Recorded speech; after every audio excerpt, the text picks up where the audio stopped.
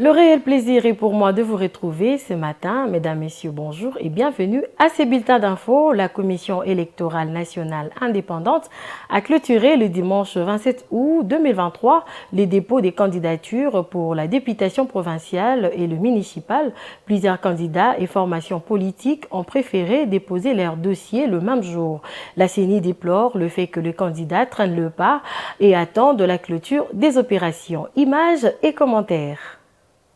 Clôture le 27 août 2023 des dépôts des candidatures aux provinciales et municipales dans les BRTC. Candidats indépendants, partis et regroupements politiques, tous se sont donné rendez-vous le jour J. Pourtant, certains ont retiré les formulaires depuis le début de l'opération, mais seulement quelques-uns sont revenus pour déposer les dossiers de leurs candidats. L'un des retardateurs explique qu'il vient déposer sa candidature à la clôture puisqu'il n'était pas sur place au pays. C'est pour la bonne simple raison que moi je n'habite pas ici, j'habite l'Espagne, donc je fais partie de la diaspora.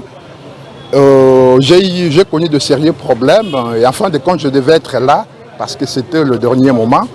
Je devais absolument être là pour d'abord me faire enrôler parce que je n'ai pas eu l'occasion, l'opportunité de me faire enrôler au moment opportun. Alors je devais être là d'abord et avant tout pour me faire enrôler et à l'occasion de déposer aussi ma candidature en qualité de député provincial. D'autres candidats rencontrés justifient leur retard par les difficultés de réunir tous les éléments du dossier tels qu'exigés par la CENI. Quand les candidats sont très nombreux, la procédure aussi connaît certaines complications, notamment par exemple pour obtenir certaines pièces au niveau de la commune, l'attestation de naissance par exemple.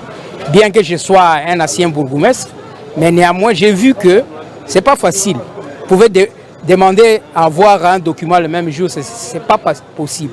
Il faut attendre au moins 48 heures ou 72 heures. Rappelons que la CENI avait accordé une rallonge de 5 jours aux retardataires, une prolongation qui s'est achevée le dimanche 27 août. La centrale électorale rassure qu'elle n'accordera plus aucun autre délai.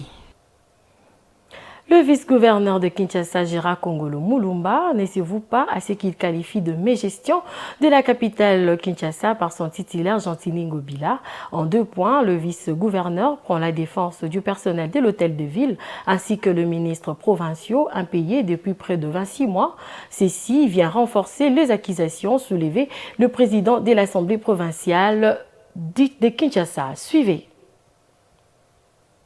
Le vice-gouverneur de la ville de Kinshasa, Gérard Mulumba Kongolo, ne courbe pas l'échine face à la mégestion de la ville par son titulaire, Gentini Ngobila Mbaka. Il évoque 10 points qui plombent l'administration urbaine, à savoir le non-paiement de ministres et de membres de leur cabinet depuis 26 mois, même sort pour le 435 policiers affectés à l'hôtel de ville, aucune convention médicale pour la couverture santé des agents administratifs de l'hôtel de ville, les soins ne sont ni pris en charge ni remboursés, impossible de faire fonctionner les services de la ville, le frais ad hoc inexistant. Le service du vice-gouverneur confirme que depuis qu'ils sont en fonction, il n'y a eu que 2 conseils de ministres. C'est une aberration dans une ville dont la population équivaut à 2 fois la population du Gabon.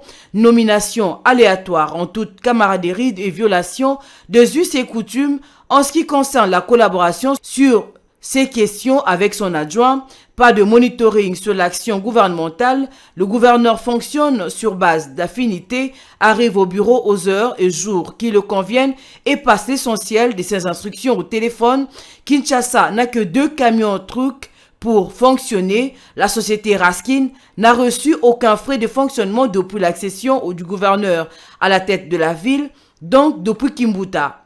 Pas de carburant ou achat d'engins neufs, ni camions pour assurer la salubrité, 2 camions en état de délabrement très avancé pour 26 communes, 4 camions anti-incendie qui ne se déplacent que si la victime assure le carburant. Dans la majorité des cas, ils arrivent tellement tard que c'est une figuration. La ville est fortement endettée, certains baux résiliés et de services de la ville en procédure de déguerpissement. Le gouverneur, l'autorité de rendez-vous manqué, ne communique que sur le fait divers. Aucune communication de crise, la ville ne parle pas à ses administrés et ces derniers ne voient aucune perspective.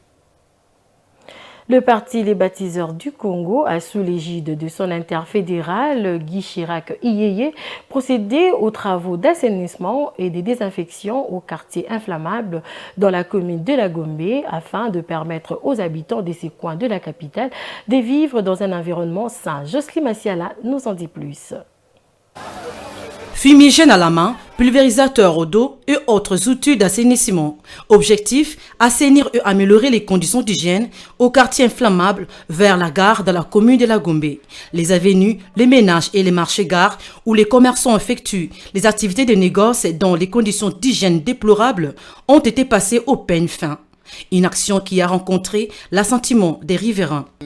Ça fait longtemps qu'on ne voit plus encore les services d'hygiène. Je vois les responsables des services d'hygiène, de l'environnement ici.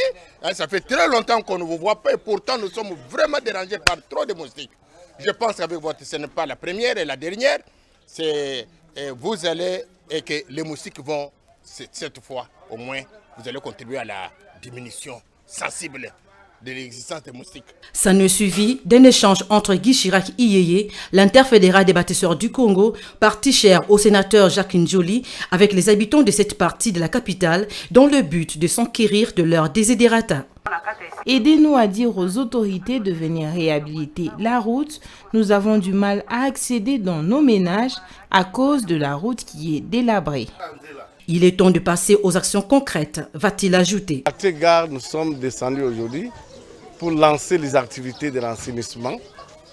Nous avons ciblé les quartiers gares, c'est les quartiers phares, parce que là-bas, il y a plusieurs intempéries. C'est pourquoi nous avons d'abord ciblé les quartiers gares. Plusieurs coins de la ville de Kinshasa sont visés afin d'être pris en charge. C'est par ici que prend fin ce bulletin d'infos. Merci de l'avoir suivi. L'information reste en continu sur Mandiko Télévision, une pensée en écrit.